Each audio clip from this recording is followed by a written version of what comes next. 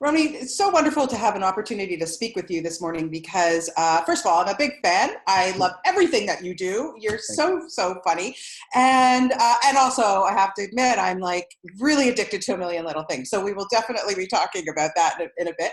But let's start with Tijuana Jackson because for people who don't know about Tijuana, this is a character that didn't just come up yesterday. You've been developing this guy for a while. So tell us about introduce us to Tijuana and how it all started. Tijuana Jackson started, I want to say in 1999. And it was really just a joke, a funny character that I'd come up with. I'd roll around, film myself, and then connect my thing to my TV, my camera to my TV, and show my friends, and everybody'd be in my living room cracking up. But as time went on, I started realizing, like, wow, this is a great opportunity to use this character to educate a demographic of people who grew up the way I grew up. And so basically, I want to educate people who lived in poorer communities. And, in the United States, if you live in a poor community, it does affect the quality of education that you get. And so I wanted to create a character that could provide them with information that I wish I had known when I was a young adult, about investing, personal development, communication, the etiquette and decorum required in the work environment, that kind of thing. And so I started using the character to teach the lesson, because if I just said it, it would be corny. But as this character who smoked and was heavily flawed and had this crazy overbite and had all these weird sayings and idioms, people just ate it up. Within 2 episodes online, the New York Times was doing a full page write-up. Amazing. And so here I was, trying to educate these, I call them kids, young adults, and trying to help them see a bigger future for themselves through this character. And then they turn to me and they're like, you got to make a movie about this. Start a crowdfunding campaign. We'll finance it. Never crossed my mind. Yeah. So it's like, it was all this reciprocity where they ended up giving me a bigger vision for the character and myself than I had. That's amazing. So it must have been a lot of fun to be able to flesh them out the way that you did in this film. Oh, it's a no-brainer at this point. If I put the teeth in and pick up his little props, it's pretty much a wrap after that. Sometimes my ladies like, come back, just come back, just come back long enough to have dinner, just come back. And it's great. You walk in the street, people think they recognize you, they want to take a picture. I'm like, COVID-19. I put those teeth in and walk down the street. I don't know who they think they see, but they avoid me. Yeah, sometimes teeth do that to people, don't you think? Oh man, let me tell you something. I swear to you, I experience a completely different. So, a lot of times you hear people say, and we've even said it in a million little things, where we'll talk about living in 2 different Americas, right? Yes. Well, I've come to realize that if I do this, there's 3 different Americas. There's 3. Okay. I love that you have the teeth sitting right next to you. That just says it all, my friend. And look, this too, I normally wear a beard, as you know. Yes. This is all part of being ready to pop in the character at any given. Well, good idea. That's amazing. And what I love too, I mean, there's some, when you talk about self-help, guys, okay, I don't know about you, but I've never bought it. I've just never bought it. I don't get it. Bless people who do and feel that they need that kind of thing. But were you a kind of guy who thought, I dig this self-help thing? Like, what's that all about? No, yeah. Honest to God, like life coaches and stuff and motivational speakers really crack me up. Because quite often they come off more proud of themselves than anyone else, right? And then also, like it's what kind of inspired the character too, is that I grew up in communities where, in households where the most dysfunctional people were giving advice, right?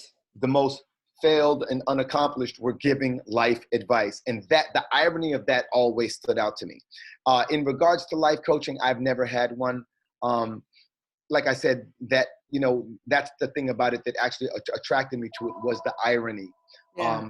But I have read books like The New Psycho-Cybernetics by Dr. Maxwell Maltz, and then updated by Dan Kennedy 7 or 8 times. Book changed the game for me. the philosophy of it is very simple. I love practical.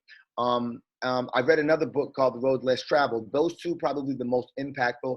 I've read a bunch of different stuff because it's a part of getting to know the character, but there were a few gems along the way that actually have influenced me. So now I can't put the people who wrote those books into the category of life coaches, because one of them was a plastic surgeon who then went on to study missiles, who then went on to have this discovery about human behavior. Wow. And then the other was a psychotherapist who basically was telling his story. So not to knock life coaches, I think that they have their place. It's kind of like people who need to go to church every Sunday and get that charismatic reverend to rev them up. I'm assuming that there may be some kind of similar correlation, with the exception of the text. Yeah, yeah. I love the young actor who plays your nephew, little Eric. Oh my God, he's amazing. Exactly, right? Yeah. I met, he's handsome and somewhat grown up now. I met him on set of a movie called Almost Christmas. Okay. And I knew right away. I was like, hey, let me talk to your mom. Where's your mom? Where's your dad at? Okay, listen, I'm hiring your son. Now, I don't know when, but I'm making a movie, and this young man is brilliant. And he's going to be able to balance the comedy and drama in the way that I need it done. Yeah. And then a few years later, sure enough, I was on the phone with him and his family. And because we were filming in Florida, they live in Florida. Perfect. This whole situation's just been serendipitous. I can't wait to get into that. Yeah. It's really, it's so much fun to watch it. And then of course your buddy, Regina, gets to be in the film with you. I mean, you guys, Regina Hall, I love her so much. She's awesome, but she can just slip into anything, any character. It doesn't really matter, but you know that you've got that history with her. So the animosity between the two of you, it works so well. Oh, she gave me one of the best notes. So the goal was to always write them in a way so that they appeared to be two peas in a pod.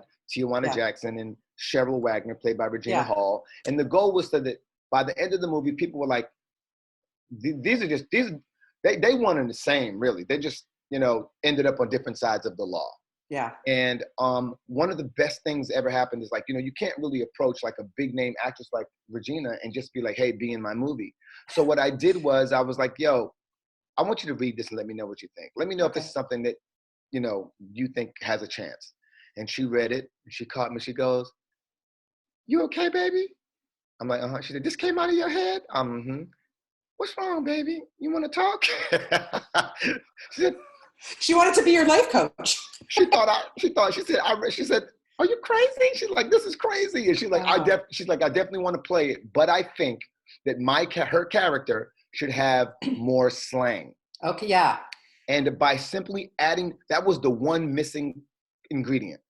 I just made her character so cryptic in the way that she spoke that she now sounded just like Tijuana Jackson, and together you are rolling through, because she's speaking the jargon of her profession, right, and he's speaking the jargon of being someone who's institutionalized, and so together it's almost like you listen to two different languages. Yeah, no, it's fun to see the two of you together. Like I said, you've done so many great things. Funny enough, ironically, I'm flipping around the TV on the weekend, and what comes up, 40-year-old virgin, which is like 15 years ago. I can't even believe that. I have to ask you, when you work with people, like especially people like Steve Carell, Paul Rudd, and then just most recently in Night School, when you're working with Kevin Hart and Tiffany Haddish, and you yourself are a funny guy, but what is the secret to keeping a straight face when you're working with people like that? Well, it's the film industry. People ask that pretty much every single interview. And I would tell you that it forces you to really think about it. And to keep it real, the film industry, we've heard the joke 100 times before it even gets to camera. We've sometimes heard that joke 100 times while trying to get it to camera. And so, it's usually fresher in the beginning. And then we are no longer as, amused by it, but we're still trying to figure out, even though we have no one to feed off of. We have no one to turn around and give us like the feedback of, oh, that was funny. Because the joke's gotten stale to them, we have to find a way to keep it alive. And so really the challenge is, how do you actually keep laughing? How do you keep, feeling stimulated, and Or how that do you it's keep that? fresh. Yeah, that Yeah. it's fresh. How do you keep it fresh? And so anyway, finally stopping and really, you hear the question so much, you kind of just write it off like, oh, I don't know. And, Yeah. but when I really thought about it, like, that's not the challenge. Yeah. It's the other way around. Good point. I never even really thought about it that way, but that's excellent answer. I'm glad that you thought about that. Thank you. No, and a million little things. Mm-hmm. I was in right from that first episode. 2 seasons in already. It's so good. You guys are all fantastic. But your character Rome and Gina and what they're going through, what I love, I think, so much about the show is that pretty much every single situation that every single character is going through is relatable.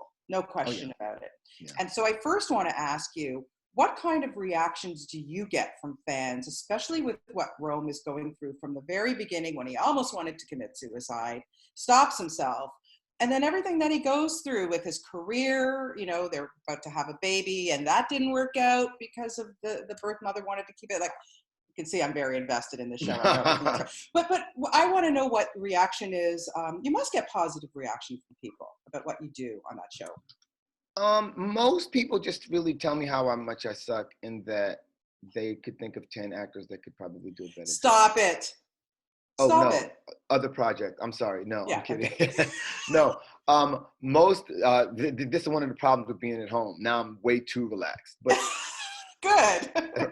for the most part, really, it's more than I could have expected, but I did anticipate something along the lines of this, which is I get people coming up to me.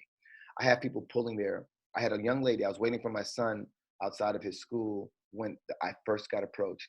And a young lady who may have been about 20 pulled her, 19, may have pulled her mother over to me and said, we want to thank you because you made her understand what I go through.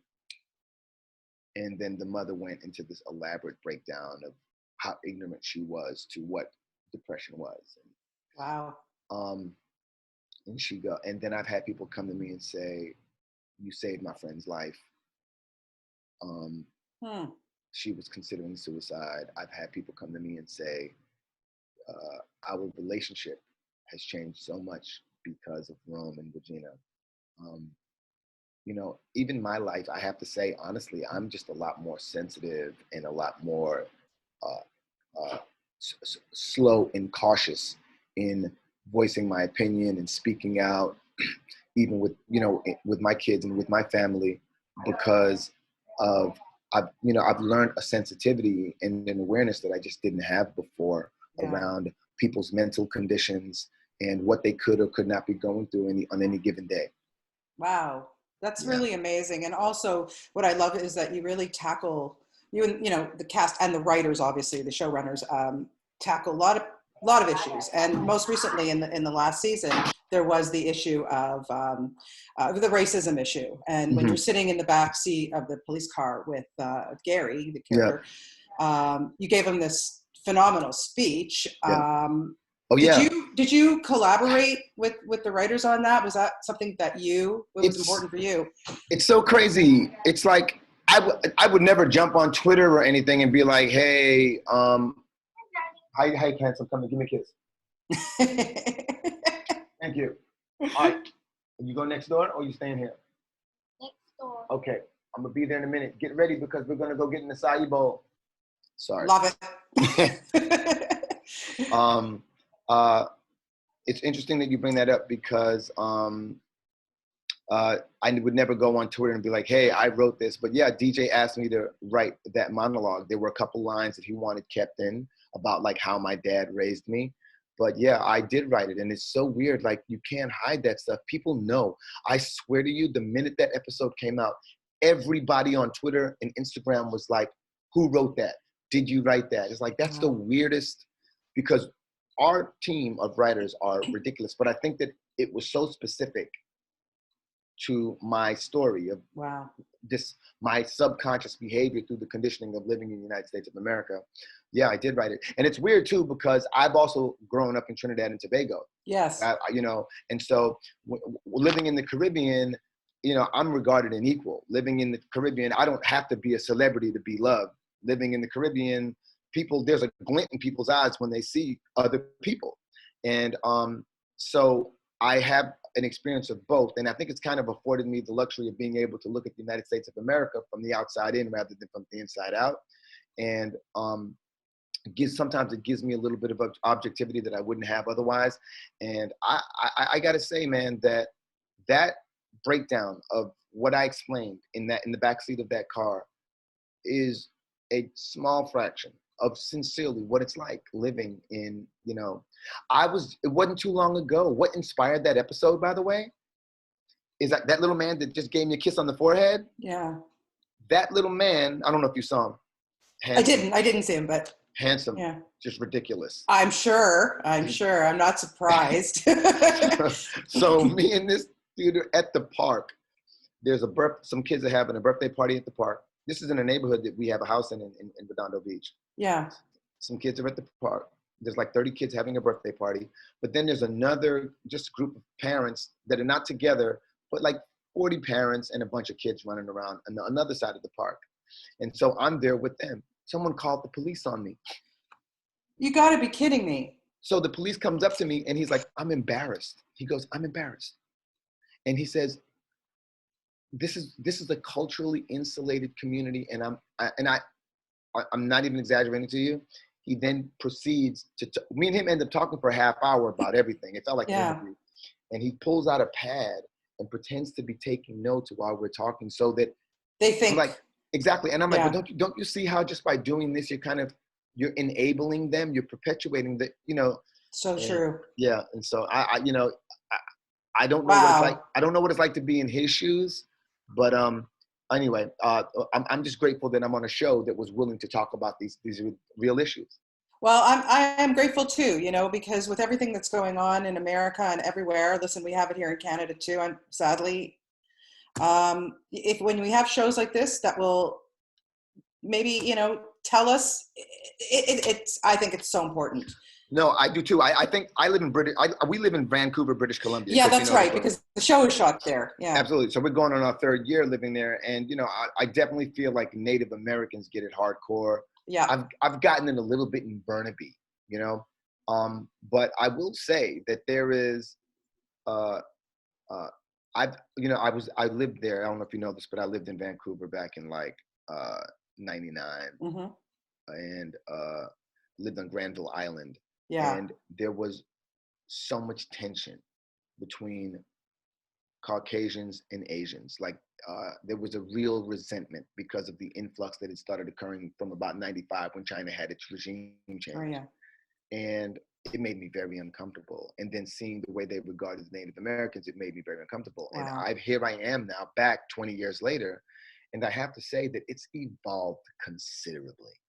Whereas the United States seems to be at a standstill. Yeah. There is a lot more integration. There's a lot more tolerance. There's still, its issues. But I don't know if human beings as a whole are really a species that is are capable of peace. Honest to God, I'm not trying to. I know, it's sad to say. I fear for my boys are older, but it's a scary world right now. But I hope you're wrong. I hope you're wrong. No, I mean we're capable. I think we're capable of happiness. I just don't know if it's like, I don't know if human beings will ever really be 100% harmonious. It just doesn't seem authentic to the species. Yeah. Based on everything that I've observed and what history. So whatever. Yeah, I know. But anyway, listen, thank you for giving us so many laughs. And with Tijuana Jackson, it really is a lot of fun. And I know you've directed before, but keep it up. I think you do a great job at that. And I hope it's something that you'll continue to do. Honest to God, I have never directed before. I thought you did a short or something like that before this one. No? No, I did. Okay. I had a YouTube channel. Okay, so that. So this is your first feature. Yeah. My first feature, I sat in front of a camera and just kind of talked into the camera, but never really, line produced. And like, this has got to be one of the best experiences. I might be able to send you a behind the scenes clip that you can check out. I'd love to. I'll make sure to get it to you. But it's this beautiful experience of like, being a first time director, 40-50% of the people on set are volunteers that came from the crowdfunding campaign. There are people who had auditioned but didn't necessarily book but still wanted to be on set. All these things. It was like in my family, my friends, my nieces, my nephews, my daughter. It was a family affair. And amazing. I'm like, can we replicate this again? Anyway, I don't know. You Tijuana Jackson. can. I hope Listen, so. Tijuana Jackson is the best. Thank you for giving us the last. Thank you for everything that you do. I really, like I say, I'm a huge fan. Love watching you. And I really do appreciate this conversation. This was a really, really great interview. And I thank you so much for your time. Thank you for your time as well, Bonnie. Have All a right. blessed one. Have a great day. Take care. Bye-bye.